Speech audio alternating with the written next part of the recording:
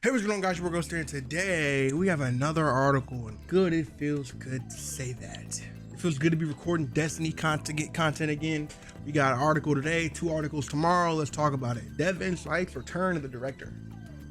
Welcome to our first Dev Insight article, preparing for the release of the Monument of Triumph on June 9th. We have quite a bit to get through over the next few weeks. Today's article focuses on the return of the director and Destiny 2 activities. Here's a quick list of what we're covering. Director, distortions, the portal, gambit ops, heavy metal. Turn of the director. With the release of Moment of Triumph, we are putting the director back at the center of your gameplay. It is your guide to the Destiny universe and the place to plan your adventures. It creates the feeling of wonder we all love. You will see the soul system before you are ready to be explored. To bring the director up to date, we've added Kepler and the Law's Frontier to the space as well. www. Destination and patrol updates. Destinations have always been the foundational part of Destiny. Whether you touch down briefly for a public event, roam airs for patrols or secrets, find various factions moving against each other, or our first step as Guardians, where the Cosmodrome, and beyond that, we spent over a decade patrolling the wilds, the soul system, to protect the last city. With the return of the director, we felt now was a better time than ever to thrust players back into these frontiers. We've revitalized each pre-Edge of Fate destination loot with new perks, tiered weapons, and non-craftable pools. For the non-craftable pools, and set bonuses that reflect their themes and stories. For our destinations featuring crafted weapons, as outlined in the Moment of Triumph article, they will be receiving additional perks per column to make them feel up to modern sandbox power standards. We've also introduced a new event, one with some added difficulty that appears during distortions that only occur at certain destinations. You will primarily be able to earn this loot through public events, but base completions will grant tier 3 rewards and heroic tier 4, with each drop having a chance to upgrade all the way to tier 5. During a distortion, these rewards will be upgraded by 1 tier each to match the added challenge. Unique destinations activities like Blind Well, Altar of Sorrows, and Terminal Overload will also distribute tiered rewards. Full details in the patch notes. Additionally, we've updated what we call the World Loot Pool, earned through legendary engrams that drop from general gameplay to now featured a collection of tiered loot with gear spanning multiple years of Destiny 2. You may find a new old favorites inspired by the Splicer tech or our old friend Saint 14 within this engram. With that said, let's look at loot from a few destinations. Below is a taste of what's to come. We want to excite but not spoil your appetite. P.S. Don't write while hungry. Cosmodrome, where it all began. Many Guardians we can recall their first moments awakening in the old Russia, and they weren't alone. Rasputin, the Warmind, called the Cosmodrome his home and proved himself to be the mighty ally of humanity. The returning weapons that drop from the Cosmodrome come from Rasputin's storied arsenal, along with the new origin trait. Eyes Up. This weapon gains reload speed, range, and increased damage against combatants for a short time when combat begins. Final blows extends the duration. Okay, this is only for PvE because that's combatants. Okay, so we got 7th Seraph CQC, a solid shotgun, assault mag, quick draw, threat detector, heal clip, trench barrel, 1-2 punch, and surrounded. What is this origin trait? We've got 2 of them. Assemble weapon from the Cosmodrome is reprised of the 7th Seraph CQC 12, updated with new perks and keeping its Rasputin arsenal origin trait. Oh, Rasputin arsenal.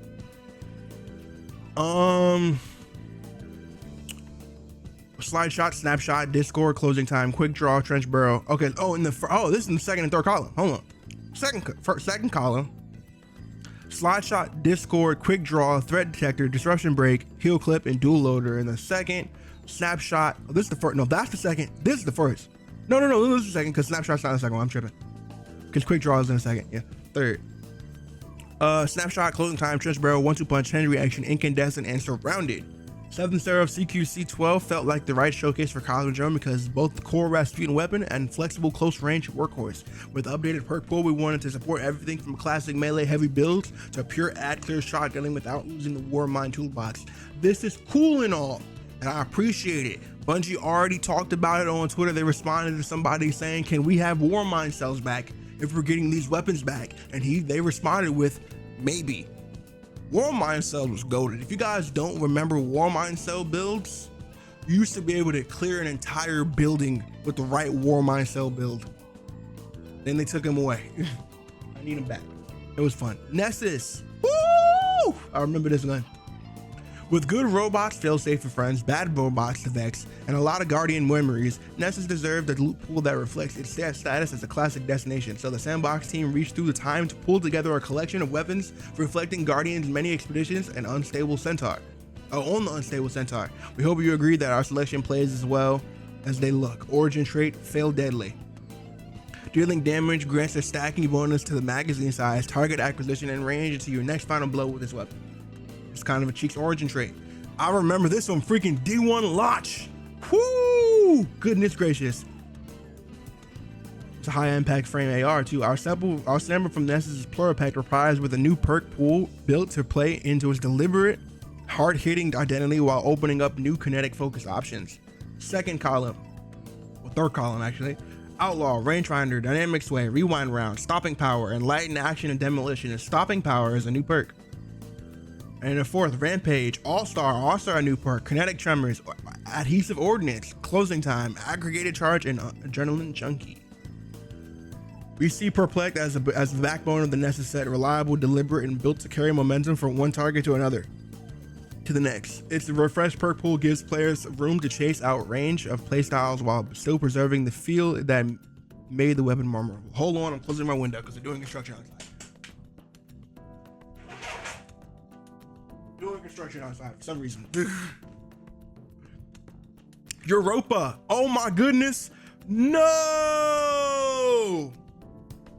They're making High Libido a rocket sidearm. I used to love High Libido. It was one of the only sidearms that had Head Seeker. Europa was defining destination in Destiny's history, making a turning point where allies and enemies alike began to wield stasis and deepen their understanding of the darkness. Its frozen frontier is inseparable from Braytech, which ambitions and technology remain etched into every corner of the moon. For this refresh, the team wanted the returning weapons to fill home on Europa, reflecting both its harsh environment and its legacy in defining the frontier. New origin trait, winterized gear. After being out of combat for a moderate duration, this weapon gains stability, reload, and handling. These benefits decay over time after re-entering combat. It made it a rocket sidearm. Sample Europa is High Libido, and know your eyes don't deceive you. High Libido has been updated to the first kinetic micro missile sidearm. Oh, I didn't even realize it was kinetic. Damn. Auto-loading holster, bewildering burst, impulse amplifier, light in action, shoot to loot, stopping power, and blast distributor. In the fourth, K Tremors, artillery ordnance, one for all, all-star, frenzy, desperate measures, and surrounded. High Libido matches Europa's identity for pairing precision tech with a harsher, more experimental edge. We wanted its updated perks to support players who use this proactively, whether that means building into utility or crowd pressure or general purpose combat. Okay. Distorted destinations. Patrolling the system over the past few years, Destiny 2 has focused more attention at structured campaigns, exciting playlists, and challenging cooperative activities. This has led to Patrol feeling left behind without strong rewards and clear reason to return. Many players have had a little incentive to explore the wilds of soul, to remind Guardians of all of the allure of wandering these worlds. We're introducing a new feature on the 7 destinations, distortions. Distortions. Every hour, a different destination becomes the focus of a distortion. The sky tears open, reality distorts, and corruption spreads. While distorted, the planet's enemies are empowered and more fearsome. Ooh, this look nice. This look real nice. Nice. This might be the thumbnail. Nah, this one might be the thumbnail. Nah, this is a lot more open space on this one. It's probably gonna be the thumbnail. This is gonna be the thumbnail.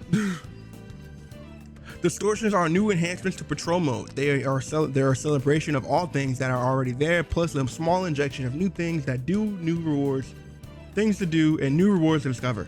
Our main goal was this feature was to support what we call public loop, the connected areas that players patrol when they can encounter other Guardians and work together in shared goals. We leaned into the fun little things that are already there.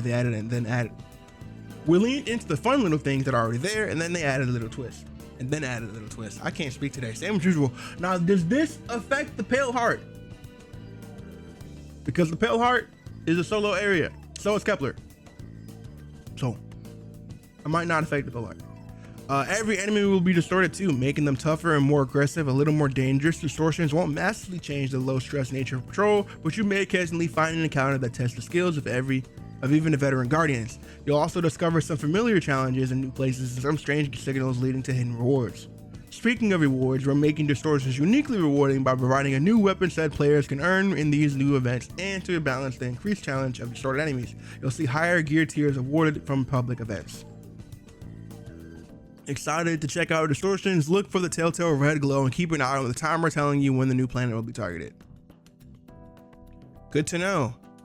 Like I said, I'm assuming this won't affect the Pale Heart and Kepler, so we'll see though. Overhauling the portal.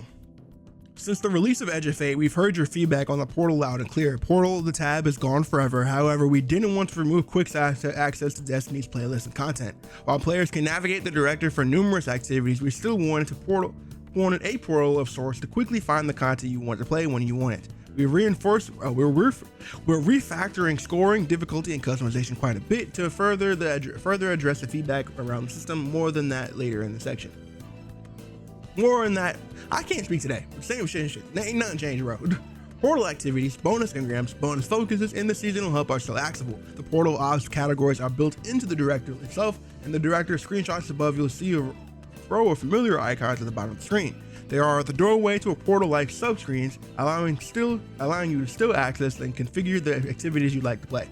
You may have noticed in our director preview that there are a few returning icons in the front row at the bottom. Yes, Gambit will now have our portal category updated with scoring, and the raids and dungeons will have an easy access point on the front of the director. Dungeon ops will be retired, and the space will simply be a place to quickly find and play raid and dungeon content. Perfect. Can't ask for more. No more portal. I'm really excited for distortions, making it a lot more simple. Perfect. We also wanted to bring back more of Destiny's Legacy. The following will be available in the Monument of Triumph. New Fireteam mobs: Heist Battleground Mars, The Disgraced, Lightblade, Scarlet Keep, Corrupted, and Lake of Shadows. Pinnacle Ops, Operation Seraph Shield, 0 Hour, and new Arena Ops Override on a 4-week map rotation. Okay. I am excited to get rid of the portal though. Not because I hate the portal. Portal was annoying, but it wasn't. I got used to it. It did take away some of the je ne sais quoi of Destiny, for lack of a better term. What I am excited about though is there's less menus. Bro, once they added the portal, there were so many menus you had to go through. So many of them. I don't know why, the more recent games that come out has developed into this Netflix style HUD. Because if you know what I mean, here's a show, here's another show, here's your perfectly recommended. It was the same thing with a bunch of other games with a bunch of stuff like this, and they all look like Netflix and blue. So I'm kind of glad they got rid of it. Difficulty and reward updates. Portal op activities are getting a difficulty overhaul in the Monument of Triumph. The overarching theme is less math, more playing Destiny. We like that for you. We like it a lot. Right now, difficulty and rewards and progression are too intertwined. Plus, a bunch of variables are tossed on top: power, armor, and the rewards past score bonuses. That required far too much planning and thought before players could just dive in and play. During the development, we've simplified it, playtested a bunch, and simplified it even more to address player feedback. So when we say we've made the system simpler, what do we mean? Now when you select the difficulty, you will always hit the default reward rank, which will result in a default reward tier without adding any modifiers. The table below helps illustrate what reward tiers to expect in the difficulty and reward rank. Normal, tier 1. Advanced, B, tier 2. Expert, A, tier 3. Master, A, tier 4. Grandmaster, S, tier 5. Ultimate, S+, tier 5. For Crucible modes, grade A and higher will yield tier 5 drops. But what is the role of the modifier now? In the simplified world, mods exist to allow higher scores to be reached without stepping up the difficulty level to offset the cost of any select boons and to provide an additional completely optional challenge. All right, I'll take it. If you want a tier 4 gear but don't want to face champions, play an expert and add some mods. Don't want to deal with the tougher and more aggressive combats at Grandmaster but still want to earn S+ grade? Play at Master with a few mods of your choice and you'll get those tier 5 rewards. Every difficulty can have enough mods applied to bump up your reward rank by 1 tier. Okay. I'll just be freestyling some of these words. It means the same thing. I didn't change anything. It said bump you up 1 reward rank and reward tier, so same shit. Additionally, while reward tier will now cap at Grandmaster's tier 5 and S rank, it doesn't feel right to remove ultimate difficulty from the game. So we're leaving ultimate in for Guardians who enjoy playing the highest challenge level possible. S+ rank will exist purely for bragging rights. Alright, but give me like, never mind. I can't even say that because they already rain tier 5s on us. I was like, well, rain tier 5s on me, but they legitimately already do that. It's so much loot getting from the portal, bro. It's not even funny. So how would matchmaking work then? We've also updating how matchmaking and customization work around portal activities. We want systems to stay approachable while providing variety. In a match-made version of portal activities will include fewer modifiers than what the players have previously encountered, while will grant rewards and rank for select difficulty. Revive tokens count are also getting updated across Fireteam, Pinnacle, and Arena Ops. We've heard the feedback about how Revive tokens feel in Arena Ops, and as a result, we're removing them from all difficulties. This should make joining activities in progress and navigating the chaos of 6-player content a smoother experience. Fire teams and Pinnacle Ops, Grandmaster difficulty will now start with 7 Revive tokens, while Ultimate will start with 5. Our goal here was to create a little more breathing room in the Revive token economy, while still preserving the level of challenge players expect from the difficulty tiers. Adding variety to loot. As we were making updates to how the loot is earned throughout the portal, we also took this opportunity to expand loot variety. The following portal ops activities will feature exclusive weapon rewards and armor collection with unique set bonuses. Crucible Ops General, Crucible Ops Competitive, additional exclusive pool, Trials of Osiris, Iron Banner, Gambit, and SRL. It feels so good to read that again. Woo! Can't wait. Solo Ops, Fireteam Ops will each have a unique weapon rewards pool and share a new armor collection with set bonuses. Arena Ops and Pinnacle Ops will also have a unique weapon pool and share a new armor collection, with an additional pool for Onslaught. More details on that below. Additionally, Arena Ops weapons will still have holofoil variants. We hope you enjoy discovering them as a little surprise. Thank you. Onslaught, Contest of Elders, and the Coil. We're making big changes to Onslaught and Crawls, our name for activities with escalating difficulty during gameplay. After reading feedback and looking at the data, we weren't happy with the amount of play these activities were getting. We're taking some big swings to make all these activities more enjoyable and reward your time. Onslaught. We increased the scrap you earn from sources by over 40%, allowing to match the defenses at each location. We've removed Revive tokens from this mode entirely. Perfect. Reintroduced difficulty curve. Now the first 10 waves will be easier than the difficulty you selected. The next 10 waves increasing in difficulty, and the final 10 waves increasing in difficulty to match the difficulty selected. For example, Grandmaster Onslaught's first 10 waves will feel somewhat like expert difficulty. The second 10 waves will feel closer to master. The final 10 waves will feel on the par with Grandmaster difficulty that you've come to expect. We've introduced a full Brave arsenal from Into the Light with tiers into the... Hold on, let me read that again. We've introduced the full Brave arsenal from Into the Light with tiers into the Onslaught reward pool that drop at the end of every 10 waves, in addition to the Pinnacle Ops reward pool.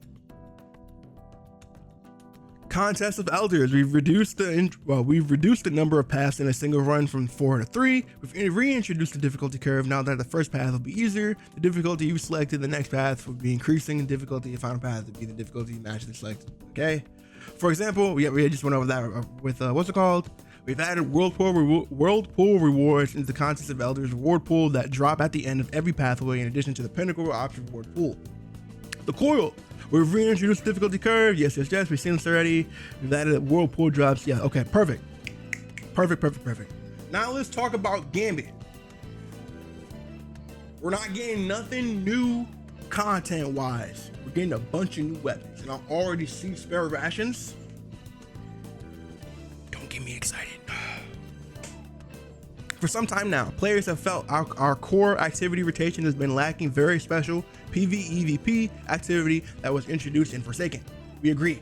In the Monument of Triumph, Gambit gets a clearer home in the directive through the Gambit Ops. Our focus is better at placement, stronger reward support, and more legible reward structure, while keeping the core activity from players who already know how Gambit works. Integration into the portal means Gambit Ops will have its own tiered reward pool with a new armor set bonus, and reprised weapons, as well as a bonus drop for bonus focus. Tier rewards are driven by activity scoring, and for Gambit, score is driven by team progress through Gambit's major phases, banking modes, summoning the Primeval, and defeating the Primeval, with additional bonus score coming in for Gambit rank. Rewards are rooted in team effort rather than individual stat chasing, and the team that reaches the Primeval phase will earn S grade and tier 5 gear. So getting to the final phase of the match is materially rewarded. Let's be honest, Few things in Destiny feel better than baking a pile of boats and saving the game with a last-minute invasion. To keep the playlist healthy, Gambit needs to strengthen its rewards, and that meant looking at the playlist identity from multiple angles. A reworked origin trait to match Gambit's unique rhythm, the return of the many iconic Gambit weapons, a refreshed perk pool that give players a real reason to dive back into. Our resident Gambit lovers on the Sandbox team took a deep pass on the weapons you've been asking for and made sure to give them some fun rolls. Here are 2 quick examples. Reworked origin trait, Gun and Run. Defeating targets builds stacks of Gun and Run for a short duration. Sprinting for a short time consumes a stack, partially reload this weapon's magazine from reserves. On bows, this briefly improves draw speed.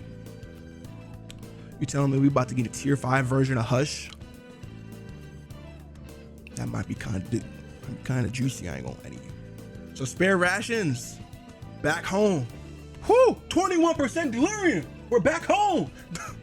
Hold on, wait a minute. Slide shot, rapid, on the third column, slide shot, rapid hit, snapshot, moving target, firefly, keep away, and crystalline corpse bloom because it's stasis. In the fourth, kill clip, opening shot, eye of the storm, swashbuckler, desperate measures, one for all, and explosive payload. I don't know if y'all remember this. I had a fire rapid hit kill clip roll, and I loved it. I loved it with all of my heart. But now I can get rapid hit, eye of the storm, accurized rounds with a ranged masterwork and tier 5 range mod. Just for me to still beat Cheeks in PvP. We wanted spare rations to remain sharp, responsive, and dueling weapon while broadening what players could chase on. And this new pool offers a healthy spread of PvP and PvE options. From a classic hand cannon consistency to payoff perks that give you real flexibility outside of straight duels. I mean, I guess you got KC, Swash, One for All, Desperate Measures, and Explosive Payload. You can do a rapid hit Explosive Payload roll, but Explosive Payload kind of got nerfed. Maybe a little keep away open and shot roll for extreme measures and extreme range, but you could probably, what most people are gonna go with, probably a rapid hit Eye of the Storm, maybe a keep away Eye of the Storm, keep away kill clip, keep away Explosive Payload. And then maybe a crystalline corpse bloom One for All. That could be kind of juicy. Could be kind of juicy. 21% delirium. Oh Lord, I'm glad to have you back. We're bringing back 21% delirium now with a full random perk pool while keeping the original static roll as a possible outcome. In the third column, we got Overflow, Reconstruction, Redacted, Trickle Charge, 4 times the Charm, Feeding Frenzy, and Eddy Current in the fourth, Killing Tally, One for All, Redacted again, Rolling Storm, Redacted again, Frenzy and Jolting Feedback. Nigga, you gonna make me act up. Let me find out I finally have a good ARC LMG, bro. There are no good ARC LMGs. None. The only good, actually no, there were no good ones until the new dungeon came out. The dungeon LMG is actually very good. Because before that, all we had was Swarm, and Swarm is booty butt cheeks. So let's keep talking though. The goal was to turn 21% delirium into a deeper chase weapon without losing the version players remember. Its refresh pool opens up new ways to build around sustained fire, reload loops, and damage ramp, while also still leaving room for the classic role that defined it the first time around. You got me excited. You really got me excited, Bungie. Crucible playlist rotations.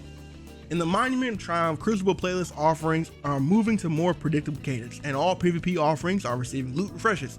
The other to offer new weapons, armor sets, and cosmetics. I gotta breathe. I'm so excited.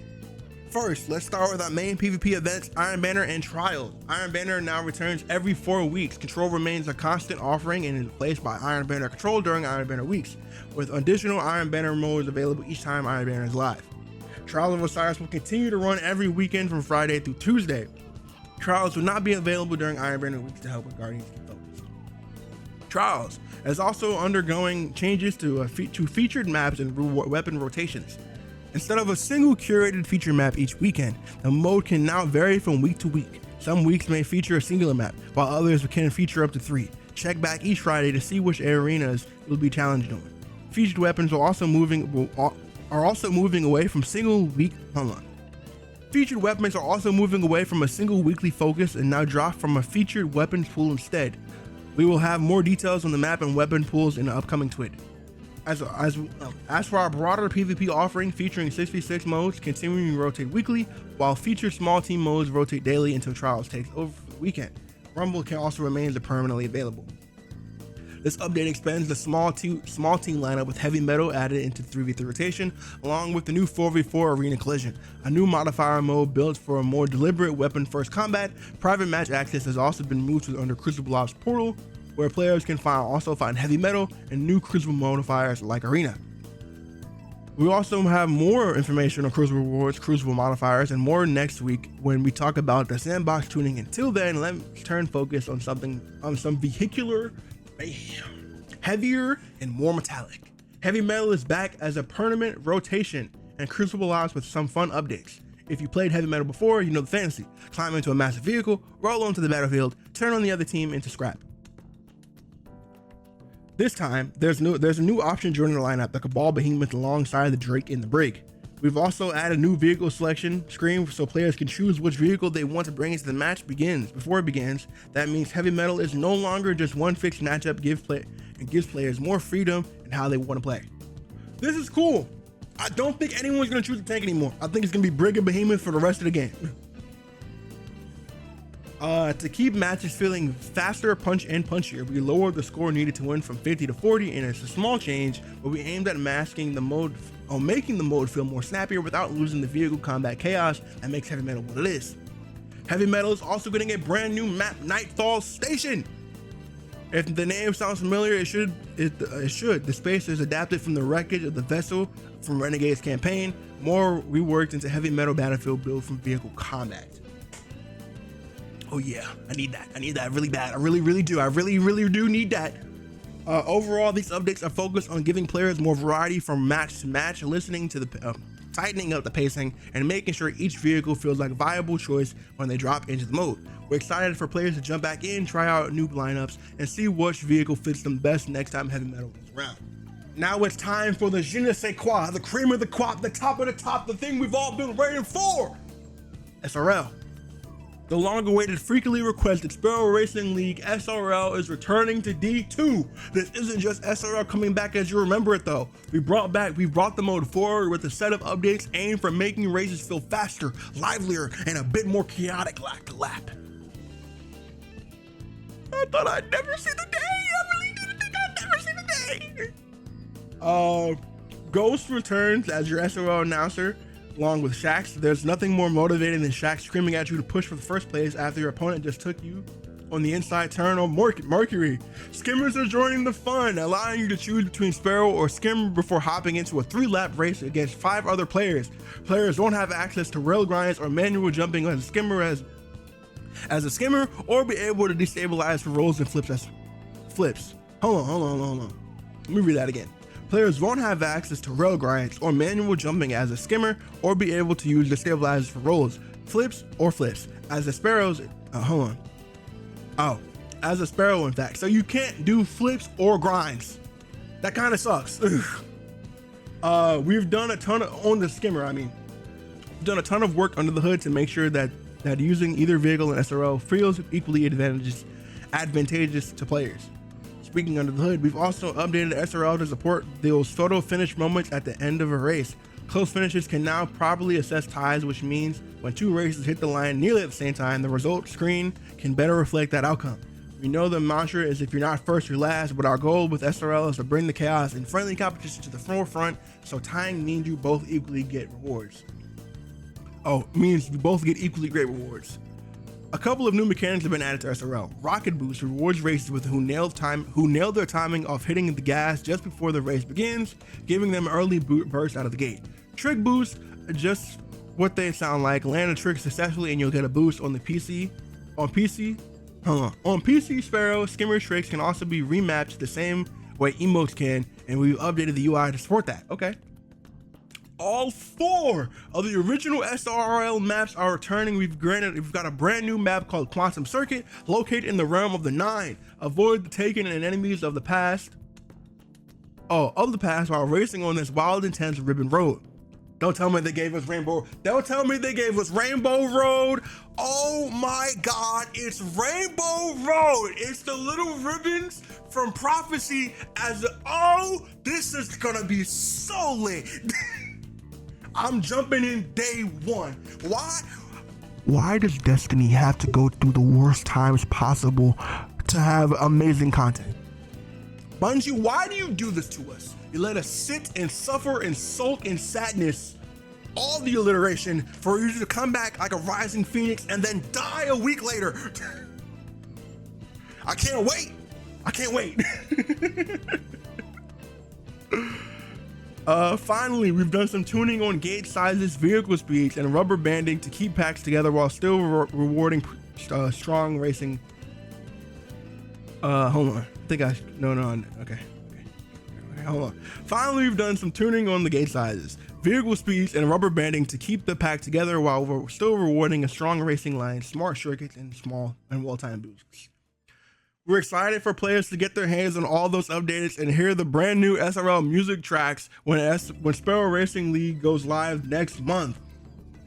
SRL rewards. Alongside SRL's return and activity, you'll also be able to earn weapons and armor rewards. If you gotta go fast, and these will feel right at home in your arsenal. Perks found in these weapons have speed and momentum, speed and movement in mind, such as Eager Edge, Desperado, and Perpetual Motion.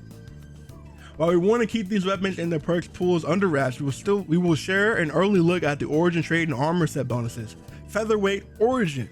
Final blows of this weapon Featherweight Origin. I'm so excited. I'm so excited. I'm grinning ear to ear. Final blows with this weapon, with weapons that have the Featherweight Origin trait, gain increased movement speed while equipped. Revving up 2-piece, faster movement builds up charge that gradually increases your health and regeneration speed. Once you're fully revved, sprinting grants speed booster. Dielectric drift, sliding while speed boosters active jolts combatants in front of you. This is gonna be fucking gas.